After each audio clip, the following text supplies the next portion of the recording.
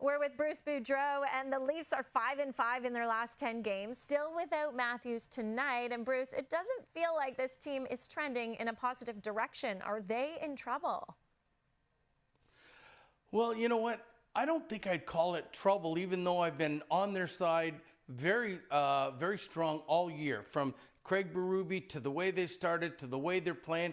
But now starting, I don't want to be a doom guy, but I'm starting to feel a little bit like being 5-5 in the last 10 games, losing Matthews not playing again, which really sort of makes me start to think, what really is wrong with him? How bad is it? And I mean, you can't lose, arguably one of the top 5 players in the NHL for a real length of time to be successful. And when you look at what's behind the Leafs right now, I mean, they got Boston is 2 points behind. You got Tampa's 4 points behind, but 3 games in hand. So pretty soon, if they win all those games, you're looking at a wild card.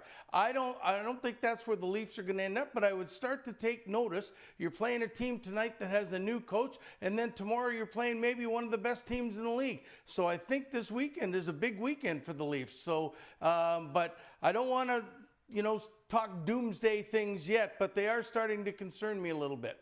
Okay, maybe we'll have to check in with you after this weekend, depending what the results are.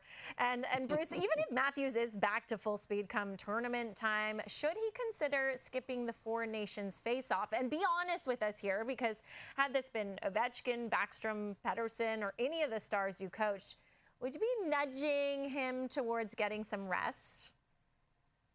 Hey, I mean, I don't think rest is the big thing. He hasn't played that much, but I do think the injury, the potential impact of that injury would be something. And to honestly, to think as a coach, anytime there was tournaments, anytime my players went somewhere else, I would have wished secretly that they didn't go, because we want to be greedy and we want them for our team in our home stretch. But as far as with Matthews, I'd have a very honest talk with him and say, hey, Austin, if this is this something that you could get hurt again? Is it a continuing problem? Are we going to have to keep resting you to make sure you're better? I would want to make sure he's better for my team and not for the face-off, because listen, let's face it, that's just a teaser to the Olympics. He's going to be in the Olympics, but this is a one-week tournament. I need Austin Matthews here through June, so I would be a little bit worried, and I would have that strong conversation with him. I just think it has to be done, because the Leafs have got to be the #1 priority. Exactly. What is the priority here? Of course, yes, the Leafs. And Matthews has represented the U.S. 4 previous times, winning gold on 3 different occasions. Losing him would be a big loss for the Americans, but it is a big loss for the Leafs again tonight against the Red Wings. The Leafs center dilemma: who can strengthen the roster? If you're a Toronto Maple Leafs fan like me, you know the team's center depth has been a constant concern this season.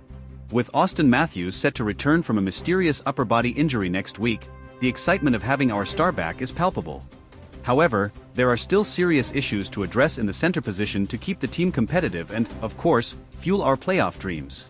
David Kampf, a key piece in the center rotation, is sidelined with a lower body injury. As if that weren't enough, Kalle Jarnkrok is still recovering from surgery, leaving another gap in the lineup. Max Domi, expected to be a versatile asset, has been placed on injured reserve, further aggravating the situation after missing consecutive practices due to lingering pains. To sum it up, the Leafs are missing 4 functional centers, and the pressure to act is mounting. James Mirtle, a respected Leafs analyst and contributor to The Athletic, highlighted a series of potential trade targets to address this dilemma during his appearance on the J.D. Bunke's podcast. Among the names mentioned, 2 stood out: Nick Jugstad and, for the nostalgic fans, a possible reunion with Ryan O'Reilly. Jugstad seems to be Mirtle's favorite, and for good reason. The player, who signed a 2-year deal with the Utah Hockey Club last offseason, carries a manageable $2.1 million cap hit, which is essential for a team as salary cap-strapped as the Leafs. Additionally, standing at 6 feet 6 inches and weighing 205 pounds, he would bring not only physicality but also consistent offensive contributions. Jugstad is the most viable option for the Leafs right now, Mirtle stated on the podcast. And he's right.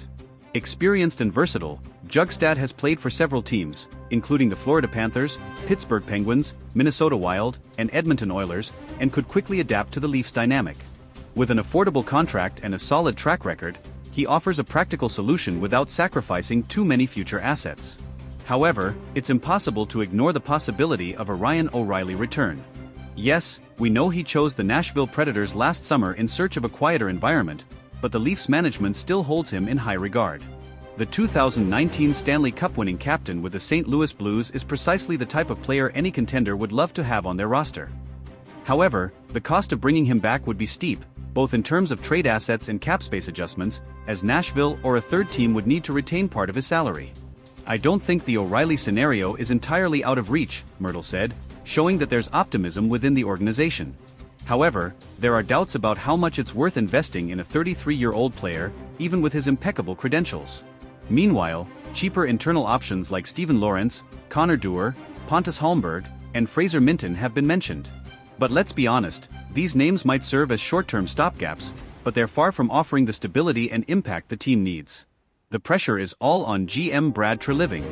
He knows that despite the Leafs' solid performance so far, the center position is crucial to sustaining any championship aspirations.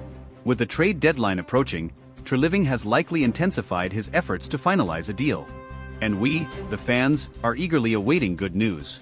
For now, all we can do is trust that the team can weather this tough phase and hope a solution, whether it's Bjugstad, O'Reilly, or another name, arrives before things spiral out of control. After all, as we all know, the Leafs don't have the luxury of wasting another season with a promising but incomplete roster. The time to act is now. The Leafs center dilemma, expanding on the potential solutions. The Toronto Maple Leafs, amidst another promising yet tumultuous season, face one of their most pressing challenges, addressing a depleted center lineup that threatens to derail their momentum. While the return of Auston Matthews is a beacon of hope, the broader picture remains dire, requiring urgent action from the front office. With Kampf, Jarnkrok, and Domi sidelined, the team's depth has been stretched thin. The immediate impact is clear on both ends of the ice. Defensively, the Leafs are struggling to suppress opposing top lines without reliable two-way centers. Offensively, puck distribution and power play setups have been less dynamic, as the makeshift lineups lack the same chemistry. This imbalance underscores the necessity for reinforcements. Nick Bjugstad, as highlighted by James Myrtle, presents the most realistic trade option. His affordable contract and towering physical presence align perfectly with the Leafs' needs. Beyond his imposing stature, Bjugstad brings versatility. He can play both center and wing, a flexibility that would allow head coach Sheldon Keefe to adjust the lineup dynamically. However, acquiring Bjugstad isn't without complications. The Utah Hockey Club, formerly the Arizona Coyotes, is currently rebuilding but may still demand a premium return for their experienced forward. The Leafs will likely need to part with a mid-tier prospect or draft pick to make the deal work. With their prospect pool already thin, Treliving faces a tough decision. Another name that excites fans and analysts alike is Ryan O'Reilly. The former Conn Smythe winner and Stanley Cup champion has a proven track record of elevating teams in high-stakes situations. His leadership during his brief stint with Toronto last season left a lasting impression. Yet, the Predators have little incentive to move him unless the offer is overwhelming. Should the Leafs pursue O'Reilly, it would almost certainly require a multi-asset package. A first-round pick and a promising young player like Nick Robertson might need to be part of the conversation. Additionally, Nashville would have to retain salary, a process that often involves a third-party team to facilitate. The logistics are challenging but not insurmountable. Internal options like Pontus Holmberg and Fraser Minten offer short-term relief but lack the experience needed for a deep playoff run.